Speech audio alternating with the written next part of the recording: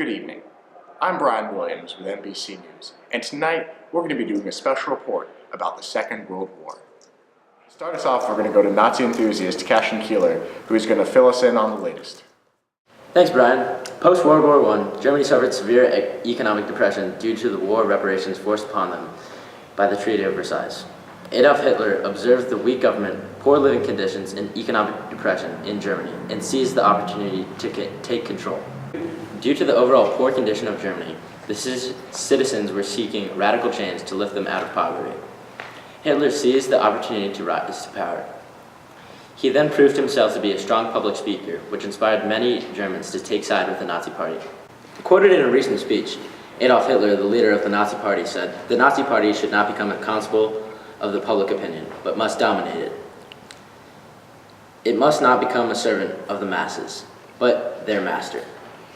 Hitler was the leader of the National Socialist German Workers' Party, aka the Nazi Party, and of Nazi Germany from 1933 to 1945.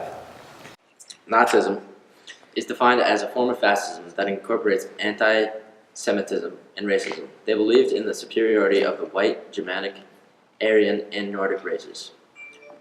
This idea led to the creation of concentration camps and extermination camps in Europe, such as Auschwitz. Back to you, Brian. Thank you, Cashin. That's some really good information. I would know. I was there. Now to get into the specifics of the battles, we're going to go to our battle correspondent, Nikki Merrill. Thank you, Brian. One of the first battles we're going to talk about tonight is the Battle of Britain, a 3-month-long campaign against Britain by the German Luftwaffe to gain air superiority over Britain. Starting in June of 1940, the Luftwaffe began bombing shipping centers, hoping to cut off Britain's supply of goods. However, after a short period of time, they began attacking airfields, air factories, and areas of political significance. The RAF successfully held off the Luftwaffe, and Hitler failed to gain air superiority over Britain. As a result, Hitler had to indefinitely postpone Operation Sea Lion, a planned amphibious and airborne invasion of Britain. The Battle of the Atlantic was the longest continuous military campaign in World War II, from 1939 to the end of the war in 1945. After the declaration of war in 1939, the Allies began a blockade of Germany. Germany then countered that with a blockade of the Allies. German U-boats attacked convoys coming from North America to aid the Allies. Britain relied on the aid from North America, so it was vital that the convoys were not sunk. The Allies had a strategic victory, but not without great losses. 3,500 merchant ships and 175 warships were sunk, while only 783 U-boats were sunk. The Battle of Stalingrad was a major battle of World War II between the Soviet Union and Nazi Germany over the control of Stalingrad, today Volgograd. Stalingrad was marked by close-quarter combat and regarded as one of the bloodiest battles in the history of warfare. In total, more than 1.8 million soldiers died. On July 7, 1942, Nazi forces advanced on Voronezh. 15 days later, they slowly advanced on Voroshilovgrad. On August 1, 1942, the Germans took Rostov and were slowly making their way to Stalingrad. After 3 months of fighting, the German army had reached Stalingrad. Their supplies, however, were dwindling, and they began fighting in the middle of winter. The Soviets executed Operations Little Saturn and Koltsow, the final parts of the Battle of Stalingrad, that pushed through the German lines and stopped Germany in its tracks. Thank you, Nikki. That was some very good info. I would know. I was also there for all those battles. You know, some say the United States stalled to enter the war. Speaking of Stalin, Joseph Stalin, a man who had a very turbulent relationship with the United States. More on this, we're going to go to our history correspondent, Johnny Milgard. Johnny? Thanks, Brian. The relationship with Stalin has become more tense over the past few years, especially in regards to Operation Barbarossa, which was the code name for Nazi Germany's invasion into the Soviet Union on June 22nd, 1941.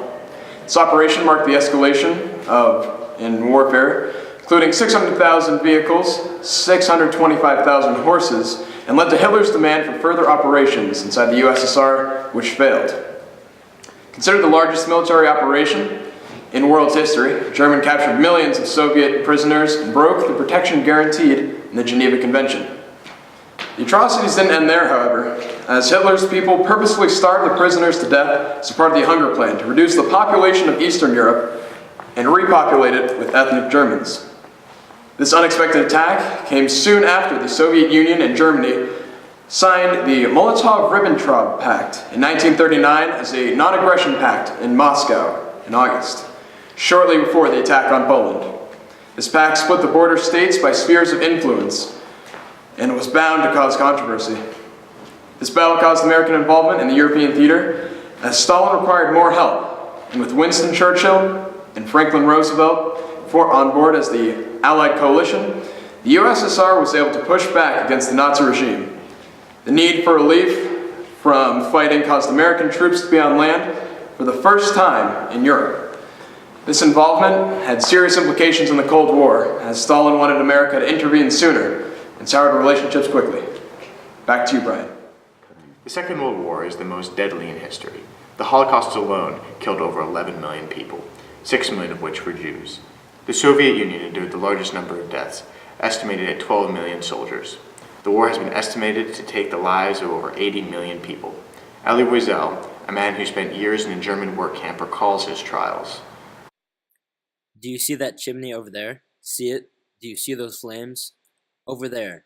That's where you're going to be taken. That's your grave. Over there. Even in the face of such atrocities, it still took the bombing of Pearl Harbor to bring the United States into the war. We will now go back to our battle correspondent, Nikki Merrill, who will discuss the United States' involvement in the war. Operation Neptune, or D-Day, refers to the landing operations launched on June 6, 1944, against Normandy during Operation Overlord. The Allied invasion was the largest seaborne invasion in history. On February 1, 1944, the leaders of the Allies met to plan the invasion. What they concluded was that a 50-mile stretch of Normandy would be divided into 5 sections: Omaha, Gold, Juno, and Sword, and be invaded by regiments of soldiers from different countries. The UK, United States, and Canada led the operation. Britain and Canada overlooked Gold, Juno, and Sword Beach. America was in charge of Utah and Omaha. Leading up to the amphibious landings and airborne assault, ships and airplanes bombarded the area. In total, 5,000 landing assault crafts, 289 escort vessels, and 277 minesweepers were used. On the first day of D-Day, 160,000 Allied soldiers crossed the English Channel. However, by the end of the invasion, nearly 1 million soldiers had entered Nazi-occupied France. 4,400 Allies died during the invasion, and between 4,000 and 9,000 Nazis were killed. The decisive Allied victory allowed for the Allies to slowly creep towards Berlin. The Battle of the Bulge began on December 16, 1944, and lasted until January 25, 1945. This battle was a large-scale German military campaign launched in the forested areas of Belgium, France, and Luxembourg. The goal of the campaign was to capture the city of Antwerp from Allied forces. Antwerp was an extremely important strategic location, as it was the largest port in Belgium. Because the Luftwaffe used the Blitzkrieg technique, American forces were caught off guard and fought desperately to hold the city of Antwerp. Miraculously, the Allied forces were able to defeat the German army and maintain control of the port city. Battle of Berlin. The last battle we're going to talk about tonight is the Battle of Berlin. The Battle of Berlin was the final major military battle in the European theater. As the name suggests, the Battle of Berlin occurred on January 12, 1945, when the Russian army entered the German capital. Berlin was defended by regiments of the German army who had already endured many casualties and had limited supplies. Due to smaller victories in the surrounding area, the Soviets were able to create a perimeter around the city. The German defenses were able to do little against the far more numerous Soviets. Before the Soviets had secured the city, Adolf Hitler had committed suicide. It was not long before the remainder of the Germans surrendered to the Allies. Brian? And thus concludes our programming on the history of World War II. I hope you enjoyed it, and I hope you have a good night.